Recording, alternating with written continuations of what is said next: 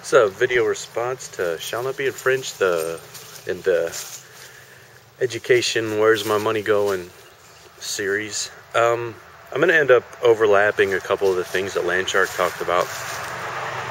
I have a youngin', she's school age also. This is the part where I'm going to be overlapping the stuff Landshark says. The school experience today in our area is very, very different than the one that you and I got. They have this, just as an example of one of the things that they have access to, the kids. They have this thing called Success Maker, where it's a computer program where they go into this lab, and they're given questions and little class studies, and it goes by at their speed. So if a child takes a little bit longer or learns things in a different way, the program adjusts and slows down for them. Or if the child is very intelligent and can pick up on these things, then the sky is kind of the limit, and the program evolves and the teaching method evolves.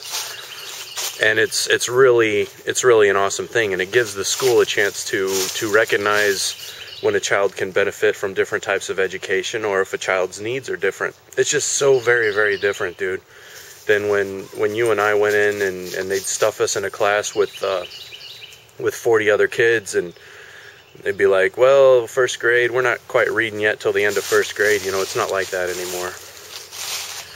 And I'd like to touch on something that Randy Tooth has always said regarding education, and when we talk about cutting back on that fund.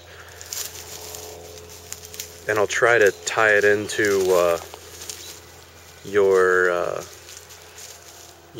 hole in the boat thing. Public education is the number one tool for a person to improve their station in life. It's what separates the I'm not going to say fortress, but it's what keeps an elite system from being so hedged that nobody can afford it. Now you can say, well, you know, college is so expensive nowadays, and that is very true. But two, we all have access to the same public libraries. You know, we can go into our city library and read the Annals of Rome just like they could in the 1700s. The education system is there that existed all along, and there is of course, and unfortunately, a great deal of responsibility that goes along with that. We can look and say, well, you know, the parents aren't doing their job. Look at these kids today.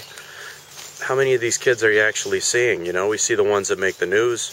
We see the ones that are playing out in the skate park or just jerking off on the video games. But what about the ones you aren't seeing? And what's that worth? You know, one of these kids that we're funding with our tax dollars could be the one that patches the boat.